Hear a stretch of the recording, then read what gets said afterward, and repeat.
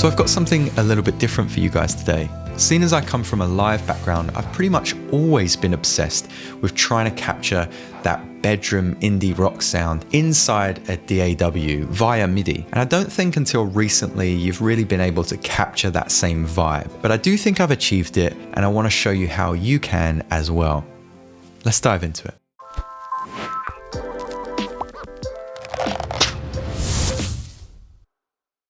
So this is going to be a little bit of a homage to that alternative indie rock sound of Alvvays and Pinegrove. And I think the first hurdle you need to get through is the guitars.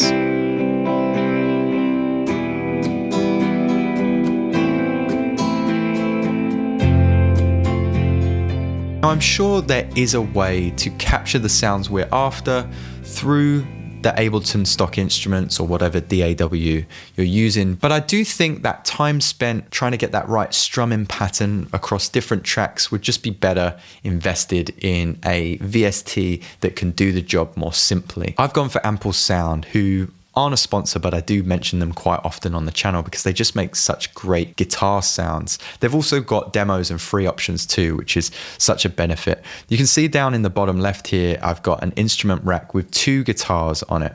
This is what just that rack sounds like alone. And let me take off the compressor and the RC20, but also the master controls. This is what I started with.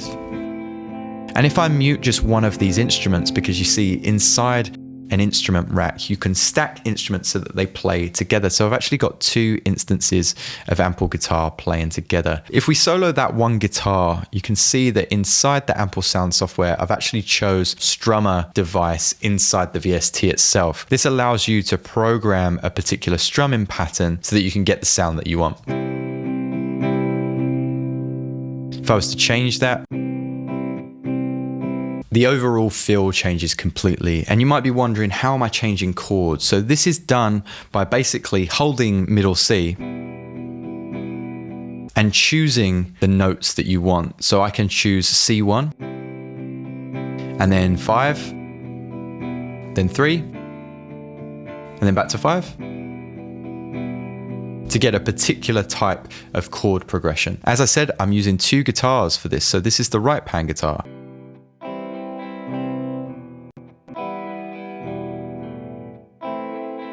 I've intentionally made sure that that first chord is a little bit quieter than the first chord of the previous guitar that we've just heard. So then I put those 2 guitars together and pan them hard left and hard right.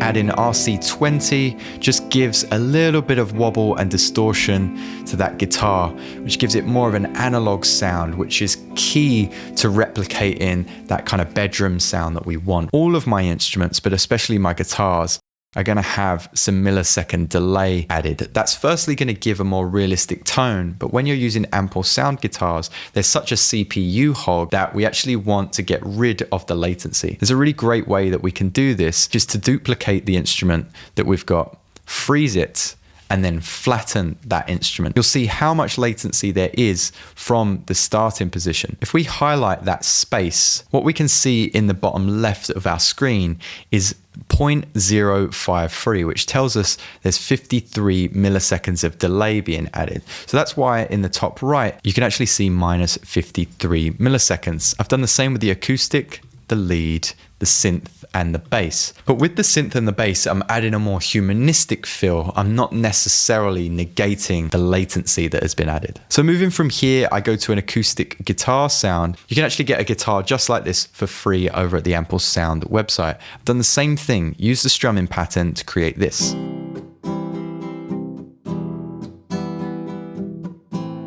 I've just copied down that same MIDI pattern that we saw previously and made sure that there are loud and soft dynamics as well as a little bit of EQ so it can sit separately to my previous guitars. And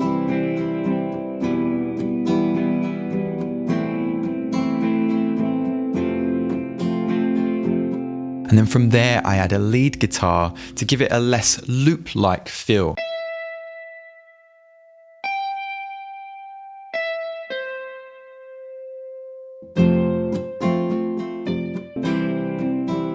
This is where the loop starts again, but my lead guitar plays a new pattern for the second half of 4 bars. It was here in the recording that I felt like I needed more warmth. And looking at Alvvays live setup and similar bands too, there's often a synth player. You can't always appreciate the synth being heard alone. It really does just add character to the sound. So to do this, I used Serum, but I used a preset from Synth Hacker. Synth Hacker is a fantastic YouTuber and put together kind of an analog synth pack. I used the sounds from that pack to find the JX3P string sound.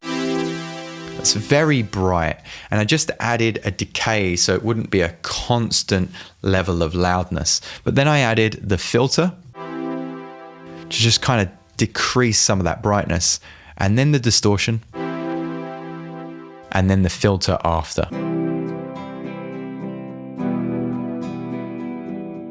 You can also see that I added the MIDI monitor. It's not something I normally use inside Ableton. I actually didn't know it existed, but this is imperative for me seeing what chords I'm playing. I wanted to make sure that I copied the same chords that I could find in the ample sound kind of chord progression, a little bit of EQ8, and that's it. And then I moved on to my bass. My bass was programmed in via the MIDI piano roll this time, unlike the previous ample sound guitars. This time round, I'm using the P bass, and it looks like this.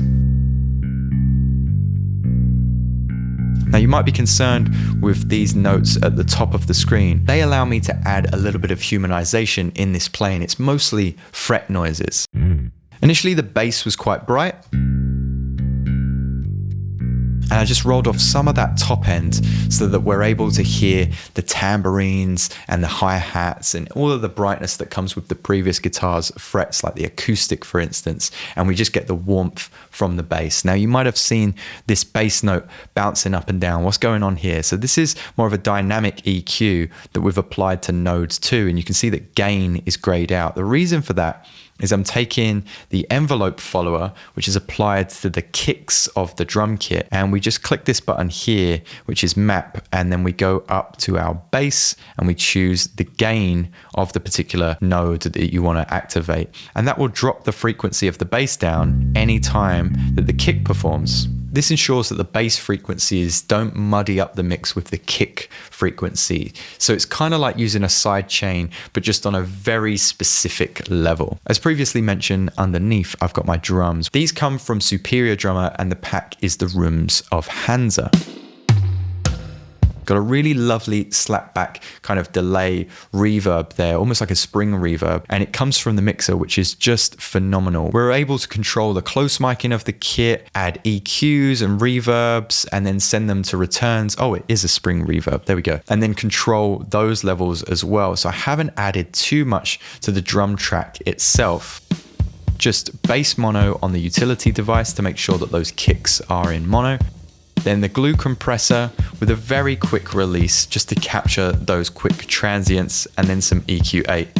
You can see that I'm rolling off a little bit of the highs here because underneath I have the tambourine. The tambourine is just a sample I got from Splice, and I've made sure that that tambourine sound is a little bit wider as well. It's really low in the mix, and between those instruments I've also got some claps that land on the snare just to back up that live sound.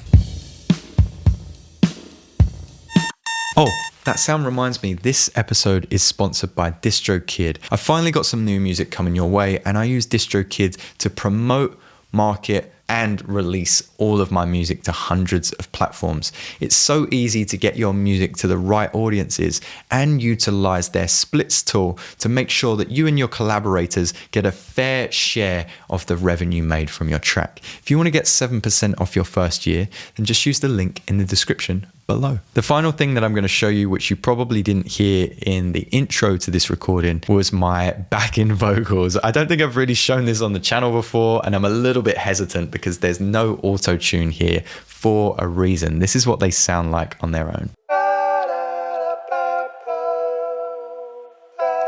Just got a little bit of chorus ensemble. Again, the controlled dynamics preset, which is a guitar preset.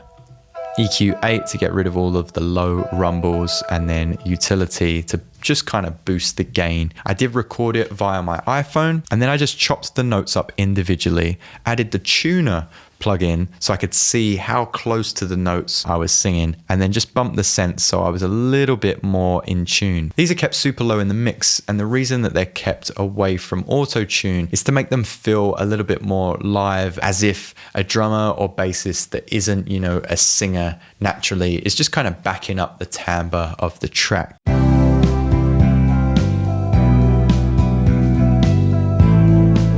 The last thing that you want to do is kind of master your track so it's more dynamically loud, but especially for this genre, make it sound like it's being run through an analog desk in a similar space. Now I do have a full video on that, which I'll link in the top right, but to show you very quickly, I add an EQ8 to get rid of any kind of low rumbles, and I do this in mid-side mode. I'm using Shapeshifter, shout out Slick P for putting this on my radar. I've read that it's kind of similar to the Volf compressor, but at a $24 price point instead of $149, I'll choose this every time. It's kind of a new take, figuratively and literally, on a multi-band compressor. It allows you to add color and kind of distortion in that kind of analog sense, which is why I've chosen it for this recording. Without that Shapeshifter plugin, we have this. And with the Shapeshifter plugin,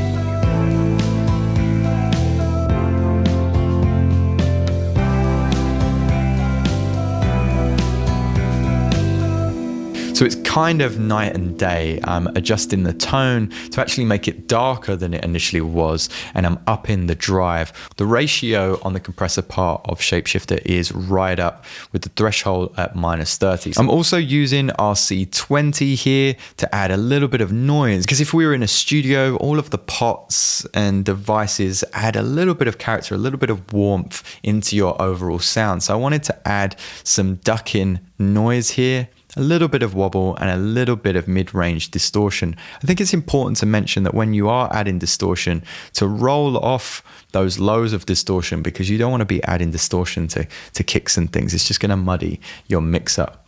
Now I've got Goldfoss, which separates some of that mud and adds some brightness here, some linear EQ at the end, and then 2 sets of limiters, which, as I've said, I've included in a previous episode. So check out that episode to find out why. So there we have it, guys. I hope you enjoyed this slightly different episode of Inspired By, creating that bedroom indie rock sound, or as best as possible. Let me know if you've gotten close in your own projects, and if you want to download this project, of course you can head to the Patreon. You'll get the frozen MIDI session, you'll get the frozen project and the samples to download it if you're not an Ableton user.